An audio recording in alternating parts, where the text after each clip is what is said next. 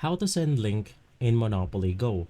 This is a step-by-step guide so you will be able to follow easily. Now first things first, of course you want to open up your Monopoly Go application. Once inside, you can just go ahead and click on the friends icon at the section that we have right here.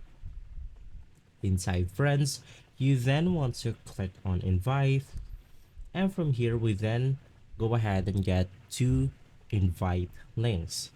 This is basically our Monopoly Go links. You can just go ahead and click on invite if you generally want to invite someone through a messaging application. But if you want to invite someone through Facebook, you can just go ahead and click on the blue invite button right here. Now, of course, after clicking on the invite button, you can just go ahead and send it to any type of messaging application that you have. For example, Instagram, Messenger, Snapchat, Gmail, and more. So if this video has been helpful for you, please consider by liking and subscribing. I'll make sure to see you again next time, and as always, thank you.